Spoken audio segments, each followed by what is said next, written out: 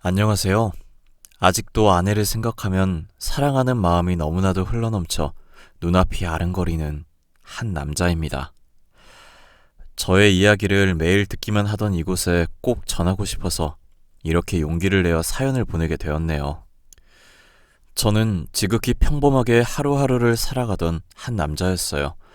남들과는 다른 점이 있다면 저희 엄마가 제가 고등학교 3학년 때 자궁암으로 일찍 돌아가셨지요. 아빠도 그렇고 엄마도 그렇고 참 따뜻한 분이었어요. 아빠는 엄마를 너무나도 사랑하고 엄마 바라기인 분이셨고 엄마도 그런 아빠에게 참으로 좋은 여자였지요. 그러다가 엄마의 암 소식을 듣게 된 이후로 3년간 저희 집의 모든 관심은 엄마의 건강이었습니다. 엄마가 건강하게 다시 회복하기 위해서 정말 많은 노력을 했던 것 같아요. 하지만 암이라는 게 기도와 기적을 바란다고 다 해결되는 것은 아니더라고요. 엄마는 결국 저희의 곁을 3년간 지키시다가 떠나게 되었지요. 애초에 의사가 길면 1년이라고 했지만 엄마는 정말 많이 버티어준 거였어요. 우리 진모야. 엄마가 진모 곁을 일찍 떠나게 되어서 너무 미안하다.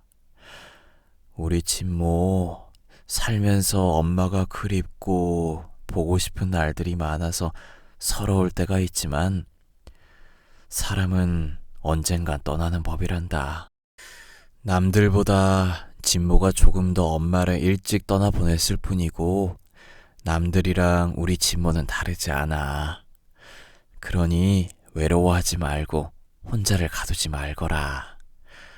그리고 진모야, 엄마를 사랑하는 만큼 우리 진모가 사랑하게 될 여자, 아내가 될 여인에게 정말로 많은 사랑을 해주렴. 힘들고 암흑 속에서 살던 엄마가 이렇게 행복해질 수 있었던 것은 너 아빠가 엄마에게 준 사랑이었으니까. 사랑은 누군가를 숨쉬게 하고 누군가를 살게 한단다. 이것은 엄마가 마지막으로 저에게 전한 유언이었습니다. 엄마의 말을 가슴에 품고 저는 하루하루를 살게 되었어요. 정말로 힘들었지요. 그럼에도 불구하고 저는 엄마가 저에게 준 사랑을 잊지 않고 주변 사람들에게 건네주려고 정말 많이 노력한 것 같아요. 저는 항상 나도 엄마 같은 여자를 만나서 행복한 가정을 꾸려야지. 엄마가 내게 했던 말처럼 나는 내가 사랑할 여자에게 온 마음을 다해서 안아주고 행복하게 만들어줄 거야. 그게 내가 할 수 있는 최선이니까. 그렇게 저는 고3 때 힘들었던 시기를 잘 버텨내서 대학을 진학하게 되었고 봉사 동아리에서 천사 같은 여자를 만나게 되었어요. 그녀는 정말로 아름다웠습니다. 다른 학교 학생이었고 연합 동아리라서 저희가 만나게 되었는데 그녀를 본 저는 첫눈에 반하게 되었지요.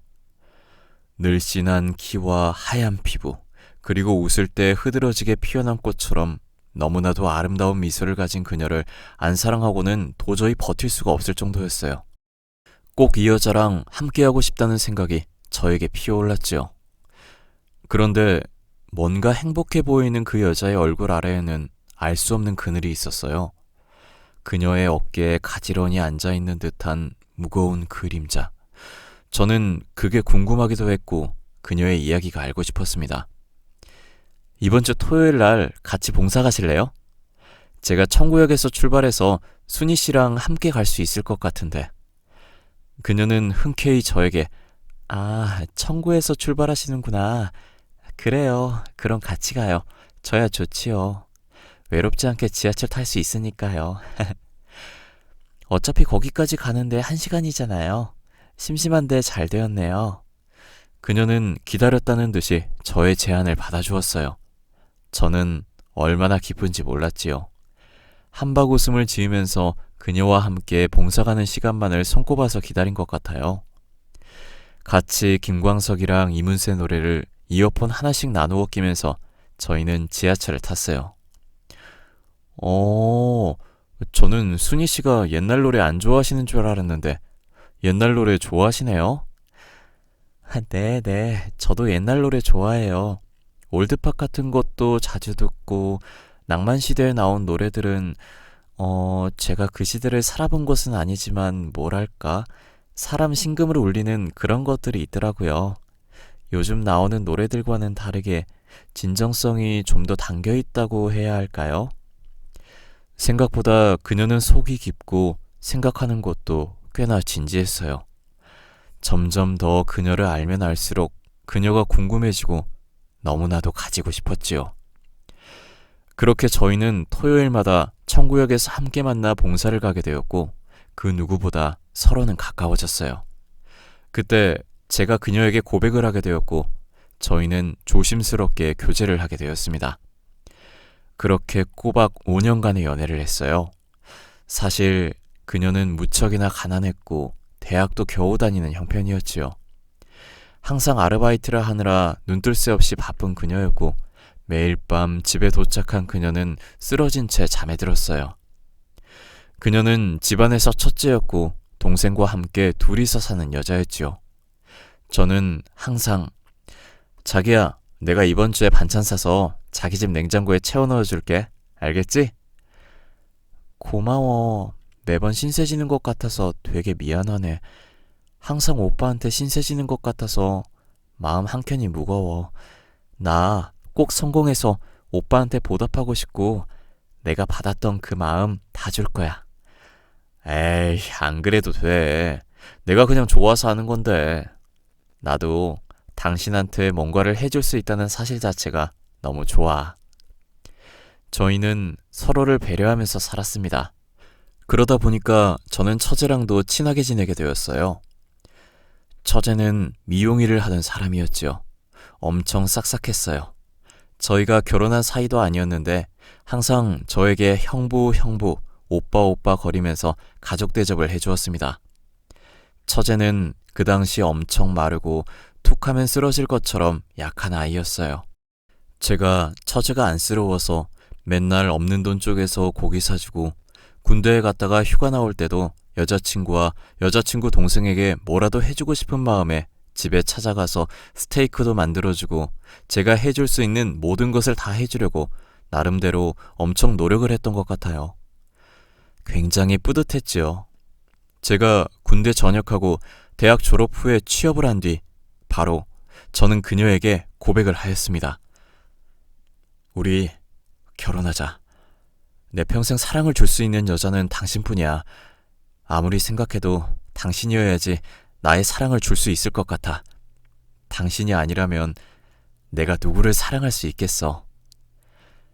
그녀는 감동을 했고 저의 청혼을 받아주었고 저희는 없는 형편이었어서 결혼식을 올리지 않고 바로 혼인신고를 했어요. 사실 아내는 부모님이랑 사이가 엄청 안 좋아서 연을 끊은 지 오래였거든요. 아내의 어머님은 아주 오래전에 돌아가셨고 아버님은 알코올 중독의 빚쟁이라서 쫓기는 삶을 사시고 있다고 했고요. 사실 나의 가정사가 무척이나 부끄럽고 창피해서 꽁꽁 숨기고 싶었는데 오빠랑은 결혼도 했고 나중에라도 들킬 것 같아서 그냥 이렇게 먼저 말한 거야.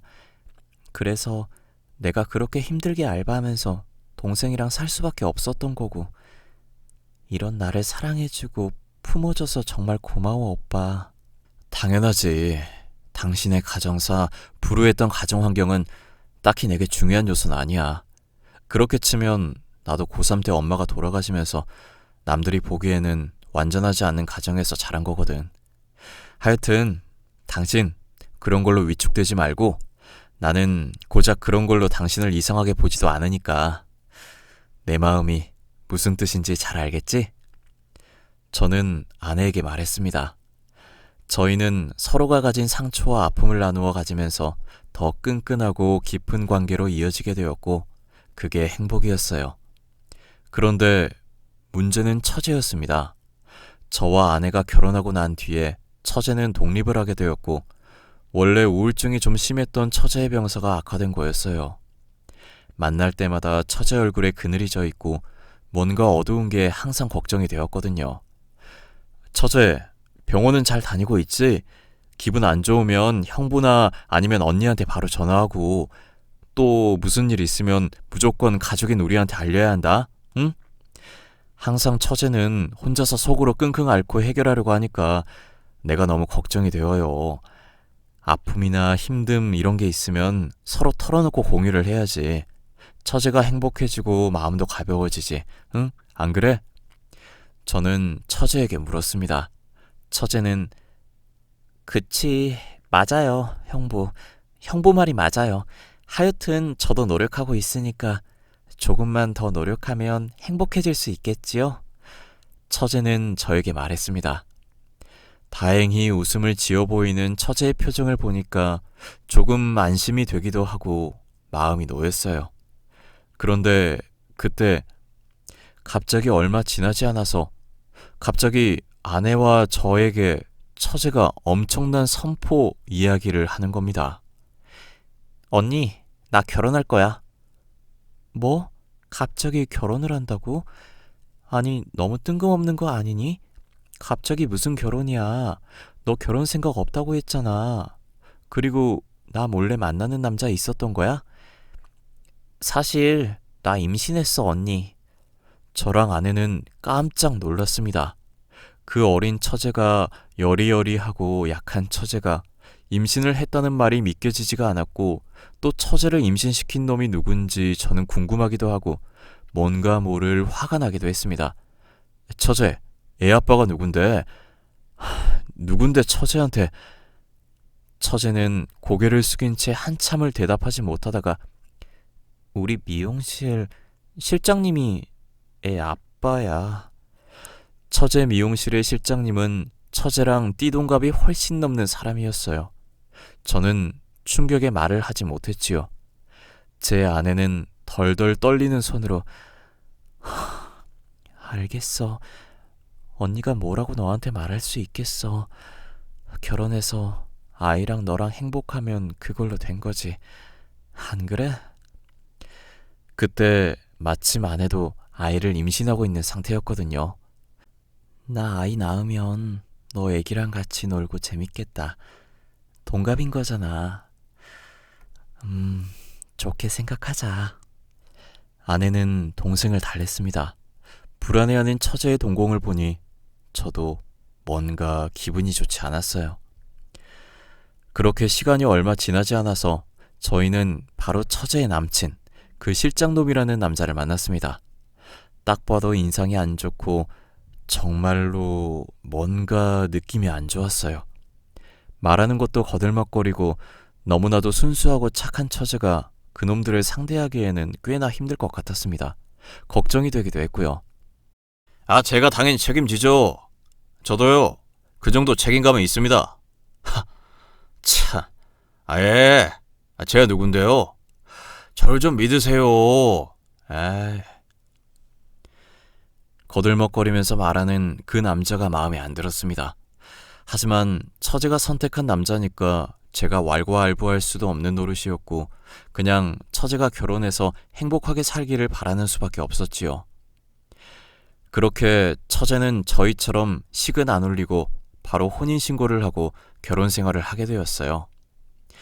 그런데 결혼을 하고 나서 처제가 저희한테 연락하는 횟수가 현저하게 줄어들게 되었고 아내도 동생이 연락을 잘 안 한다고 분명히 무슨 일이 있는 것 같다고 말을 했죠.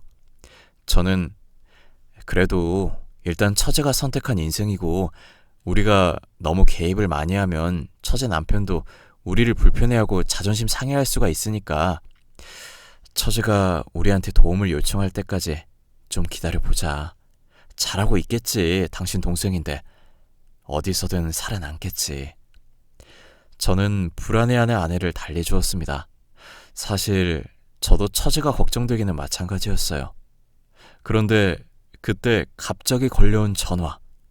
띠리링 띠리링 띠리링. 저는 원래 모르는 전화는 안 받거든요. 그런데 그때는 왠지 불길한 게 이 전화를 꼭 받아야겠다. 안 받으면 무슨 일이 벌어질 것만 같다라는 생각이 든 겁니다. 그래서 저는 수화기를 들고 여보세요? 여기 세화씨 가족분 되시나요? 지금 여기 영방병원인데요. 빨리 와주시기 바랍니다. 환자가 위독해서요. 저는 심장이 쿵 내려앉는 듯 했어요. 그날의 공기가 아주 무겁게 바뀐 듯 했죠. 믿고 싶지 않았고 저는 아내에게 아무래도 새와 처제한테 무슨 일이 생긴 것 같아. 방금 병원에서 위독한 상황이라고 빨리 와달라고 했거든. 지금 당장 가야 할 것 같아, 여보. 아내는 깜짝 놀랐고 저희 둘은 숨도 안 쉬고 택시를 잡아서 처제가 있는 병원에 갔어요. 거기서 힘겹게 숨을 겨우 쉬고 있었던 처제가 있었습니다. 의사 선생님은 환자분께서 집에서 연탄을 피우고 극단적 선택을 시도한 것 같아요. 일단 호흡 자체는 돌아오기는 했는데 의식이 없어서 강제로 지금 호흡기 연결해서 저희가 심장은 뛰게 만들고 있습니다. 사실 지금 의학적으로 볼 때는 소생 가능성이 없기는 하지만 일단 최선을 다해서 한번 치료를 해보려고요. 저는 거짓말이길 바랬어요. 이 모든 것이 제발 거짓말이길, 사실이 아니길 바랬습니다. 아내는 아니, 갑자기 행복하던 내 동생이 왜 이렇게 극단적인 선택을 한 거예요? 말도 안 돼. 아니, 이게 말이 되냐고. 거짓말 치지 마, 전부 다. 아내는 정신을 잃을 정도로 통곡을 하고 애가 떨어질 듯이 소리를 질렀습니다. 나중에 알고 보니까 동서가 처제 몰래 바람을 피우고 아이를 임신한 처제에게 손찌검을 하고 무척이나 폭력을 많이 쓴 모양이더라고요. 처제도 이제 회사에서 실장님이 자기한테 대시를 하니까 거절하지 못하고 대시를 허락하게 되었고, 그러다가 임신을 하게 된 건데 벗어나지도 못하고 소위 가스라이팅을 당하게 된 것이었지요. 그런데 아이까지 임신한 상태로 남편이라는 놈이 자기를 때리고 감금하고 미친 듯이 괴롭히고 집안에 다른 여자를 데리고 오니까 처제도 참을 수가 없었던 겁니다. 그래서 결국 원래 가지고 있었던 우울증이 터져서 동서한테 난리를 친 거죠. 그때 엄청나게 많이 처제가 맞고 뱃속에 있는 아이까지 유산을 하면서 더 이상 살 이유가 없다고 판단을 하고 극단적 선택을 한 거고요. 아내는 뒤늦게 그 사실을 알고 나서 동서의 멱을 잡고 네가 뭔데 내 동생을 죽여 하면서 소리치고 화풀이를 했습니다. 뒤늦게 병원에 와서 상황을 파악한 동서를 본 저도 너무나도 화가 나서 멱을 잡고 뺨을 있는 힘껏 때렸어요. 야, 이 개놈 자식아, 나이 처먹을 대로 처먹었으면 정신 차리고 어린 신부한테 잘해야 하는 거 아니냐? 내 처제는 몸도 약한데 네 아이 가졌다고 인생도 포기하고 엄마로 살려고 부단히 노력했는데 니놈, 네가 뭔데 진짜 내 처제를 이렇게 만들어? 죽을래? 저는 그놈의 멱을 잡고 미친 듯이 때렸습니다. 그놈도 별다른 말을 못하더라고요. 당연히 그러겠지요.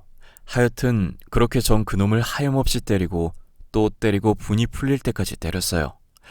그러다가 병원 관계자들이 와서 말리고 나서야 일단락이 되었지요. 일주일간 아내와 저는 처제 곁을 떠나지 못했어요. 중환자실에서 사경을 헤매는 처제를 두고 도저히 집에 갈 수가 없더라고요. 종교도 없는 저는 병원의 상주에 계시는 목사님의 손을 잡고 기도했던 것 같아요. 우리 처제 제발 좀 살려달라고. 천사 같은 우리 처제 잘못한 것도 없는데 이렇게 어린 목숨이 져버리기에는 시기가 이르다고 하면서요. 하지만 저의 간절한 바람과는 달리 처제는 그렇게 일주일이 조금 넘는 중환자실 기간에서 결국 깨어나지 못하고 인생을 저버리게 되었습니다. 그때 제가 동서 얼굴을 피떡으로 만들고 진짜 있는 힘껏 저의 분노를 주먹으로 표현했던 것 같아요. 아내는 쓰러지고 결국 저희 집안은 그 순간만큼은 초토화가 된 것이었지요. 그렇게 처제를 어머님의 품에 보내드리고 저희 아내는 정말 힘든 순간임에도 불구하고 뱃속에 있는 아이를 낳게 되었어요. 하늘이 노한 것인지 처제의 사망 이후 몇 달이 지나지 않아서 동서도 교통사고로 죽게 되었고요. 아내는 죽여버리고 싶은 놈을 하늘이 데려갔네. 그런데 그러면 뭐해? 내 동생은 살아 돌아오지 않는데. 봄이 오고 다시 새싹은 피지만 내 동생은 돌아오지 않아.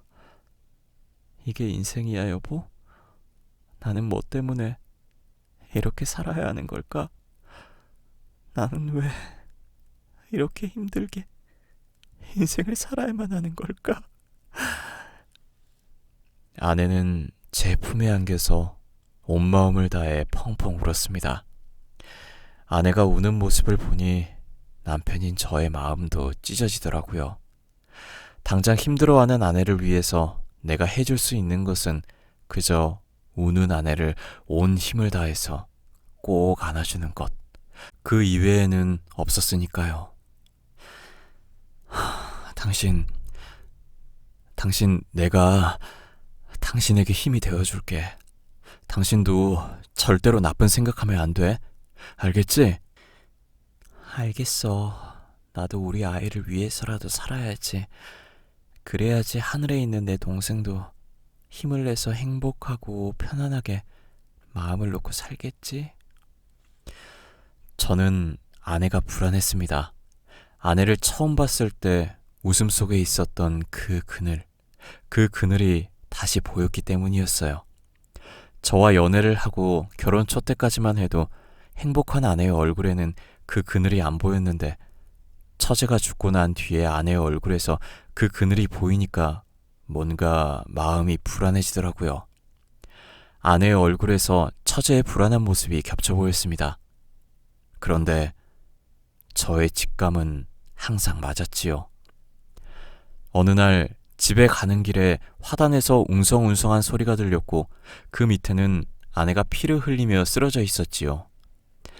아내는 아이를 낳은 뒤에 산후 우울증과 함께 동생을 잃었다는 상실감이 도저히 참을 수 없을 정도로 극에 달했던 것이고 결국 목숨을 끊어버린 겁니다. 얼마나 슬프고 눈물이 하염없이 나던지 저는 말도 못할 지경이었어요. 진짜 속이 썩어 문드러지는 그런 기분이었습니다. 숨이 턱 막히고 나 어떻게 살지? 아내 없으면 나는 어떻게 살지 싶었습니다. 집에 올라가서 보게 된 아내의 유언. 당신 미안해. 우리 아이랑 당신을 생각하면 내가 아무리 힘들어도 끝까지 버티는 게 맞는 건데 이렇게 무책임하게 회피하고 죽으면 안 되는 건데 나도 살고 싶나 봐. 나도 숨 쉬고 싶어. 나 정말로 힘들었거든. 그래서 이제는 좀 편해지고 싶어. 그리고 무엇보다 나 동생이 너무나도 보고 싶다. 다른 거는 다 안 보일 정도로 동생이 보고 싶어. 이 녀석이 내 꿈에 한 번도 안 나타나니까 이제는 내가 동생한테 찾아가야 할 때가 온 것 같아. 동생이 내 꿈에 안 나오는 것도 나한테 보고 싶다고 나 찾아오라고 말하는 것 같아. 미안해. 우리 아이 잘 부탁해. 아내는 이 말과 함께 높은 곳에서 떨어진 거였어요. 제가 그때 공황장애가 생겼습니다. 태어나고 나서 처음으로 숨이 안 쉬어진다는 기분이 뭔지 알게 되었고 그게 저의 가슴을 옥죄이고 미친 듯이 힘들게 만든 거였지요. 막 너무너무 힘드니까 살 수가 없겠더라고요. 저도 아내를 따라가고 싶었지만 제 발목을 잡고 아장아장 걷는 아이의 얼굴을 보니 도저히 그럴 수가 없었습니다. 그렇게 저는 두 눈을 꼭 감고 주변 사람들에게 도움을 요청했어요. 나 좀 살려주라. 나 너무 힘드니까 나 좀 이 터널에서 끌고 나와줘. 얘들아, 부탁해. 대학생 때 봉사 모임을 함께하던 동아리 부원들에게 저는 애원을 했고 동아리 부원들은 그런 일이 있었으면 자기네들한테 가장 먼저 말하지 왜 이제야 손을 뻗는 거냐고 우리가 너 도와주겠다고 하면서 다들 저를 도와주었어요. 친구들이 돌아가면서 제 딸아이를 품앗이 해주었고, 일하는 동안 제가 딸아이를 못 볼 때면 시간 나는 애들이 자기 아이들이랑 함께 제 아이를 돌봐주었지요. 그렇게 사람들에게 의지하면서 사니까 시간이 흐르긴 흐르더라고요. 잊혀지지 않을 것 같은 이 가슴의 고통도 서서히 나아지게 되었고, 정말 힘들었지만 많은 부분에서 좋아졌습니다. 딸아이도 말을 할 수 있게 되고 자기 혼자 밥 차려 먹을 나이가 되니까 저도 어느 정도 한시름 놓게 되었지요. 그렇게 딸과 함께 나름 아내의 빈자리를 어찌어찌 채우면서 행복하게 살고 있을 때 갑자기 제 앞에 택배가 하나 오게 되었어요. 택배 이름은 제 아내의 이름이었고요. 저는 이게 뭔가 싶었습니다. 누군가 저에게 장난을 치는 것만 같았어요. 아니, 갑자기 왜 아내 이름으로 이런 택배가 온 거야? 뭔가 이상한데. 저는 택배를 드드드득 뜯어보았습니다. 그 안에는 작은 녹음기와 함께 아내가 쓴 걸로 추정이 되어 있는 편지가 있었어요. 여보, 이 편지를 받았을 때는 10년이 지났겠지? 사실 나는 오래전부터 이 세상을 떠나려고 생각했던 것 같아. 우리를 버린 아빠는 나랑 내 동생을 어릴 때부터 괴롭힌 것 같아. 당신한테는 차마 다 말하지 못했지만 우리는 몹쓸 짓을 겪었고, 그래서 동생이랑 나랑은 절대로 뗄래야 뗄 수가 없는 관계거든. 정말 어릴 때부터 각종 험한 일을 우리 둘이 다 감당하면서 살아왔어. 그래서 나 동생이 떠난 이후로는 정말 살 수 없겠다. 아무리 나한테 남편이 있고 자식이 있어도 나는 절대로 살 수 없겠다. 마음이 들더라고. 그때부터 천천히 나는 신변을 정리한 것 같고, 생각하다가 고민하다가 느린 우체통이라는 게 있어서 당신한테 이렇게 보내게 되었어. 10년 뒤에 이게 간다고 하니까 진짜 갈지는 모르겠네. 내가 떠난 이후로 내가 많이 믿기도 하고 원망스러웠지? 나도 잘 알아. 당신이 어떤 기분을 느낄지. 하지만 세상을 떠난 나는 아마 행복해졌을 거야. 여보, 나를 사랑해줘서 고마워. 당신이 나를 사랑해줘서 내가 그 사랑으로 행복해진 것 같아. 당신의 사랑 덕분에 내가 숨 쉴 수 있고 살아갈 수 있었어. 다리가 부러진 채로 심해 바다 깊은 곳에 빠져서 헤어나올 수 없을 것 같은 나에게 당신이 숨을 불어넣어 준 거고 생명을 내게 준 거야. 당신은 나에게 그런 존재인 거야. 그래서 나 당신한테 고맙다고 말해주고 싶어. 편지의 절반까지 읽은 저는 눈물이 났습니다. 아내가 저에게 쓴 편지에 저희 엄마가 돌아가시기 직전에 저에게 말해준 유언이랑 똑같은 말이 담겨 있었거든요. 사랑은 누군가를 살게 하고 숨쉬게 한다라는 말이요. 저는 얼마나 눈물이 펑펑 난지 몰랐어요.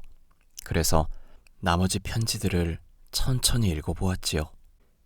나 옛날에 살던 집에 그 뒷산에 나랑 동생이 묻어둔 타임캡슐이 있거든.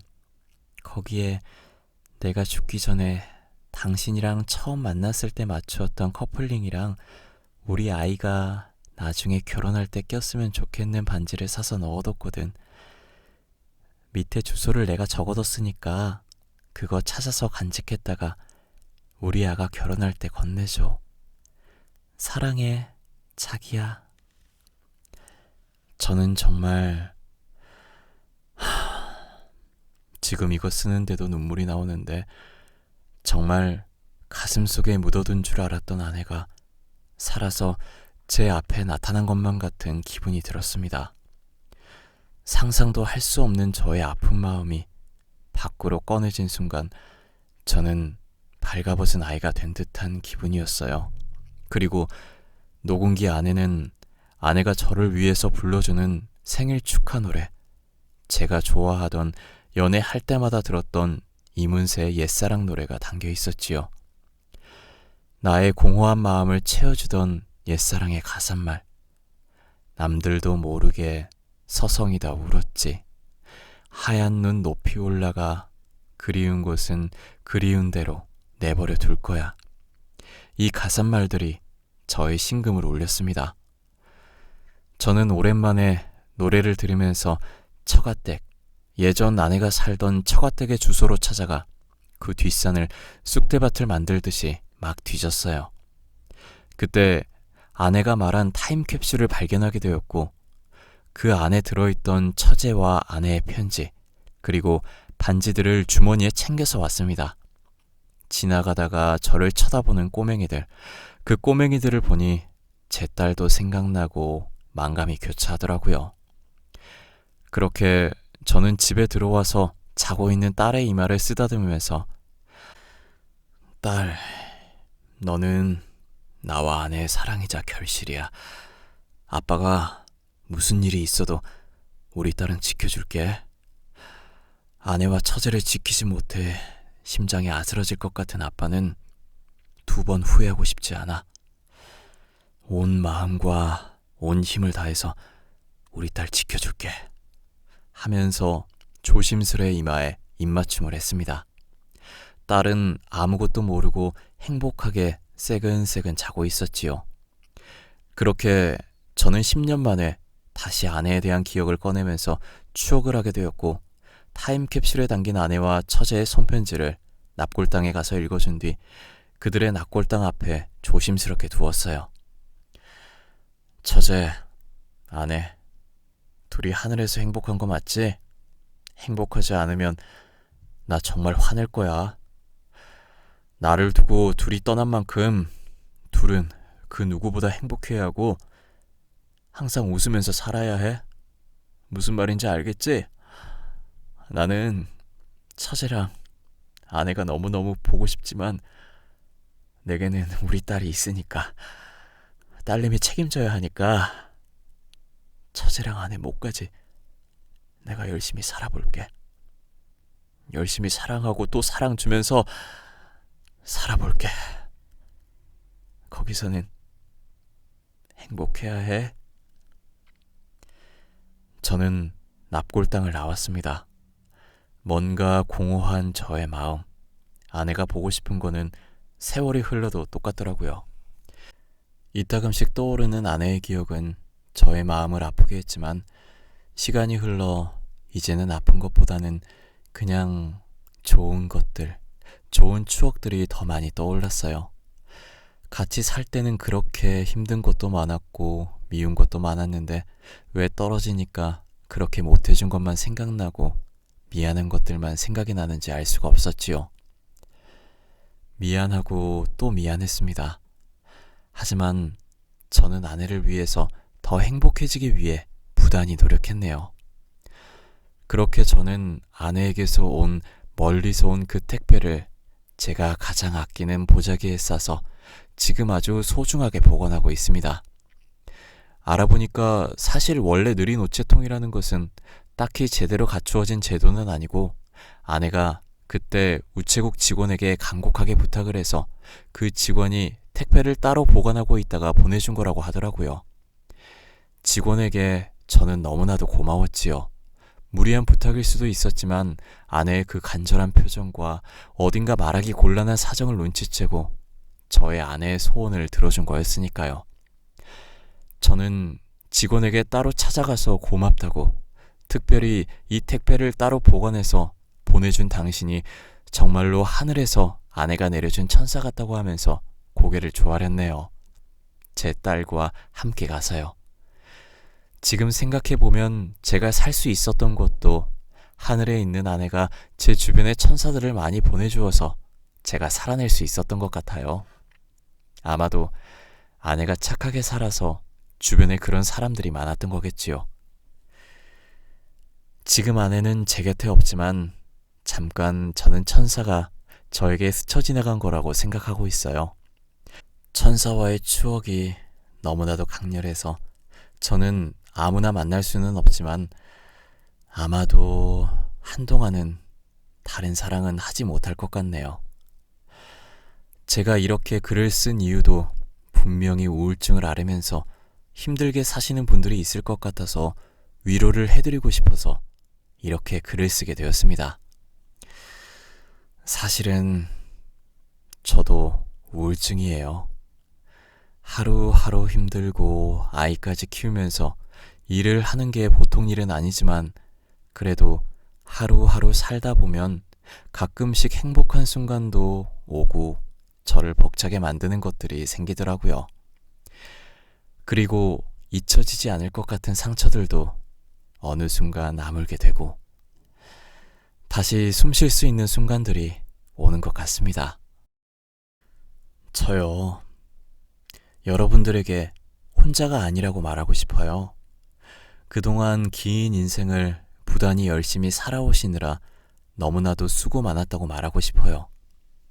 우리 모두는 누구에게도 비교당할 수 없는 너무나도 소중한 존재이고 각자의 고유한 길을 묵묵하게 걷는 그런 사랑스러운 존재라고 생각합니다. 저요, 여러분들을 응원해요. 지금까지 정말로 수고했어요. 정말 고생 많았어요. 저도 마찬가지예요. 저도 정말 고생 많았지요. 앞으로도 힘든 일이 없을 거라고 말하지는 못하겠지만 힘든 일이 있어도 다시 일어날 수 있다고는 말하고 싶네요. 여러분들, 우리 알잖아요. 언제나 세상에 꽃길만 펼쳐지지 않는다는 것을요. 살다 보면 부모님이 돌아가시기도 하고 자식들이 엄마 아빠보다 일찍 죽기도 하고 가슴이 정말 무너질 것처럼 아픈 순간들이 쾌쾌히 쌓일 거예요. 그런데 그런 게 인생인 것 같아요. 그래서 이렇게 우리 함께 사랑하고 함께 위하면서 살고 싶다고 말하고 싶습니다. 저도 지금 골방에서 이렇게 작은 핸드폰으로 글을 쓰면서 고독감이 느껴지지만 그래도 여러분들과 연결되어 있다고 생각하면서 살아보려고 합니다. 요즘 조금 힘들기도 하고 지치는 마음에 이렇게 유튜브 채널에 제가 가장 애청하는 채널을 보다가 저의 이야기도 올려서 여러분들이 힘냈으면 하는 마음에 사연을 보내게 되었네요. 그럼 저의 이야기를 들어주셔서 정말 감사합니다. 지금까지 잘 살아온 우리들에게 축하해주는 말을 건네면서 우리 앞으로 떠오를 해를 위해서 당당하게 어깨 피고 나아가 봅시다. 해는 매일 뜨고 새로운 날들은 다시 펼쳐지는 법이니까요. 지금까지 후회스러웠다면 앞으로는 후회스럽지 않게 우리들의 인생을 채워봅시다. 모두 사랑합니다. 행복하자고요. 행복하기 위해서 사는 인생이니까요.